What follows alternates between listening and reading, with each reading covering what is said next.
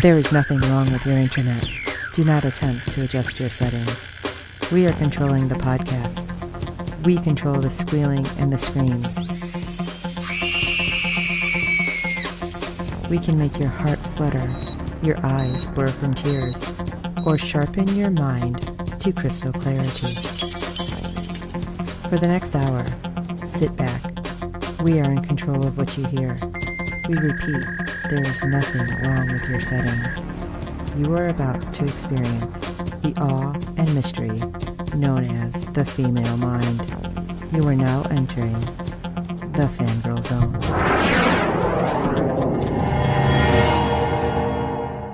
Welcome to SyFy Talk on the Fangirl Zone, a podcast where we discuss shows on the SyFy channel. I'm Steve.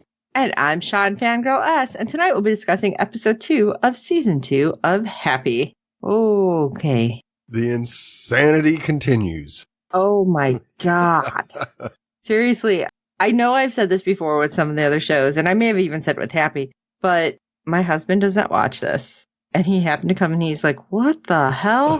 And he just turned around and walked out. I'm like, probably better. Yeah. Probably better. Yeah. Because this, of course, one of the first things we're going to talk about is what he happened to walk in on. Oh, nice. It's just like, okay. Yeah. I don't know. And we always tell you guys, tell your friends about the show, but I don't know how you tell your friends about this. Happy is so messed up. It's so messed up in like the most hilarious way. Yeah.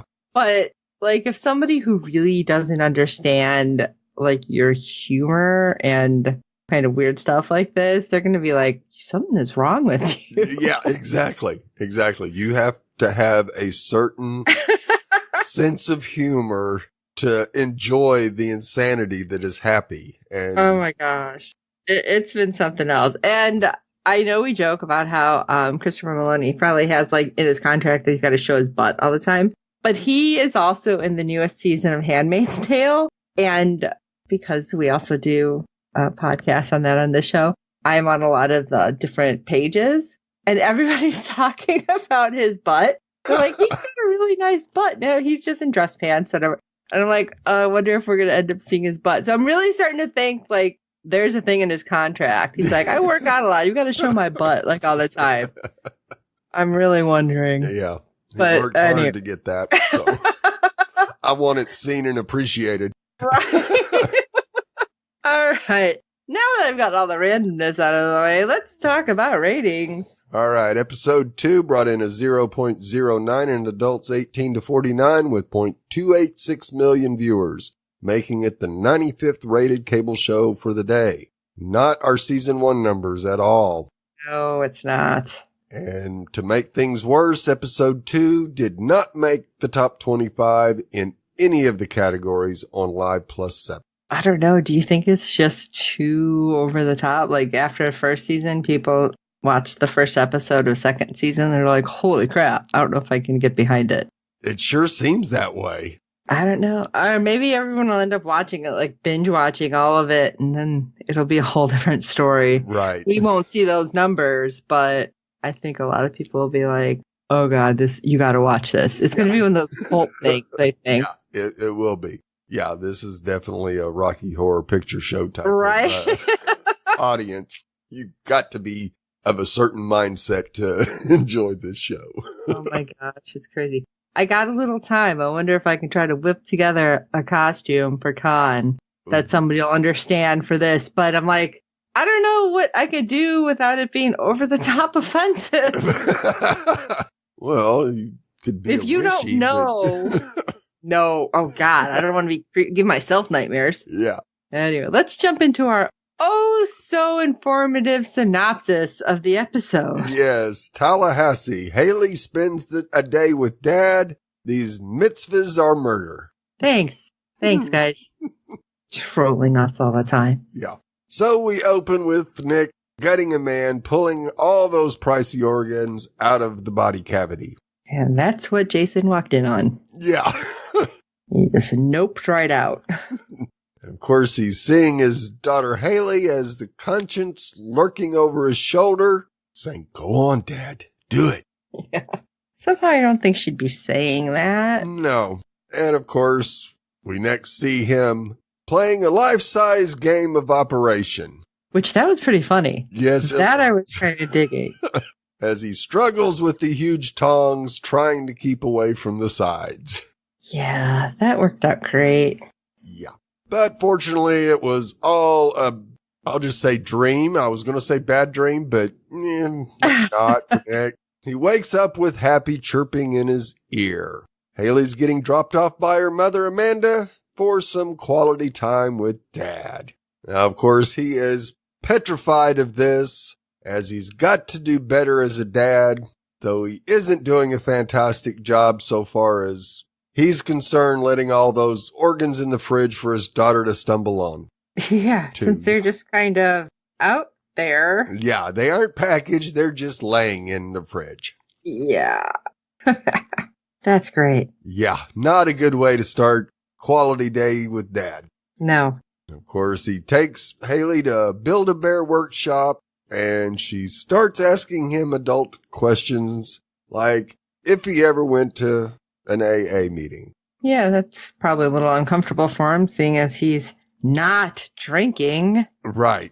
Even though he's drinking cold syrup. Yeah. Now we check in on Blue, who tells his lawyer, Gino, he's going to make a deal with the federal government. He's told to keep quiet and all will be fine. Yeah. Sure, well. Yeah.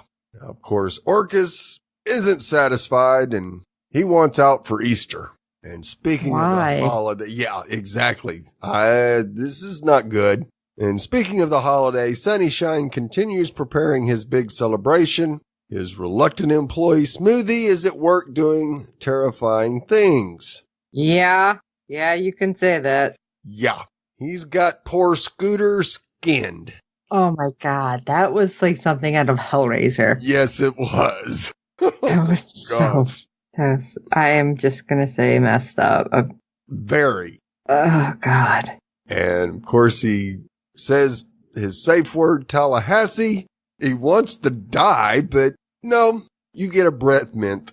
You go, all right, Smoothie, you're really crossing every other possible line imaginable with this. I have no words for this. Like, I was watching it and I'm like, Yeah, it hurt. Looking at it. Yeah. Big time. And huge props to the special effects team again. Yes. Like the stuff that they do is amazing. And this was one of them that I was just like, what the hell? That's awesome. Yeah. So we go back to Nick, who figures his daughter would like the ponies. So, of course, let's go to the track. Good place for a young girl to hang out at. Of course. Now, of course, Happy is not impressed with the choice of location, and lets Sax know that this isn't a great place for you either.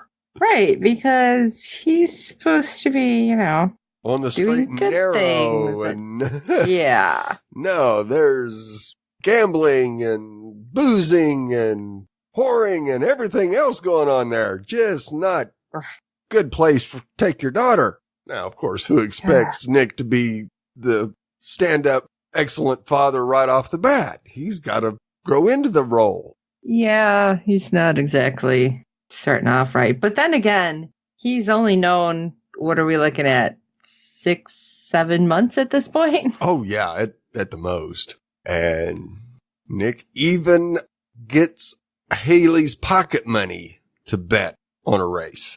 Yeah, that's great. Oh, you're not setting a good example, Nick. No. Because that was supposed to be for, food and activities. Right. Well, we check in on Amanda and Mary, who are meeting at a restaurant, and Amanda just cannot stop thinking of Sunnyshine's disturbing den of iniquity. Oh, God. She definitely has, PTSD. Yeah, big time.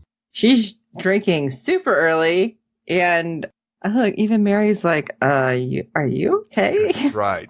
And of course, when she does, that was not the right thing to say as far as Amanda's point of view goes, because she goes off the deep end, going off about how her and Nick hooked up and just goes off on her for even inviting her there in the first place. And you go, right. She's like, wait a second. You asked me here. What the hell? So yeah, Amanda's not having a good day. We go back to the track and things go pear-shaped quickly as Nick freaks out over a loss, which of course was preceded by Haley having this uncommon knack for picking the winners. And that was great for a minute. For a minute until they bet everything and the horse was in the lead and broke a leg. You just go, oh. Yeah, that was great until you put real money on it. Yeah. And of course, this sends Haley running into the street and she bumps into David, a Hasidic Jew whose men Sachs met recently, or shall we say, died at his hands recently. And David informs Nick to go get a kidney for him in order to replace the one from the night before. Oh, yeah, like that's going to happen. Yeah, well, the way it was all explained, too, it didn't seem so bad until... Right. Yeah. We check in on Amanda, and she's at a convenience store and bumps into a guy she knows named Simon. And they chat over Easter, and he loves the feeling of something new around the holiday. Resurrection, rebirth, spring is in the air. Plus, you've got delicious chocolate eggs and all that. Which I don't know. Am I just the only one that he seems too happy? Oh, yeah.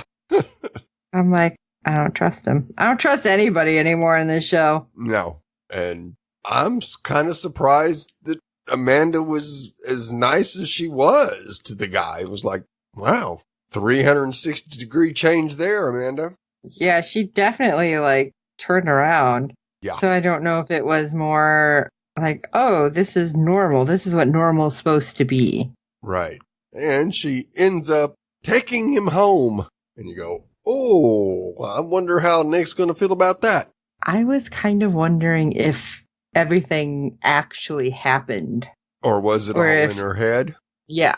It could have been. I mean, as bad as Amanda's going off the deep end, anything could be in her head right True. Now, of course, Nick is on his way to pick up the package.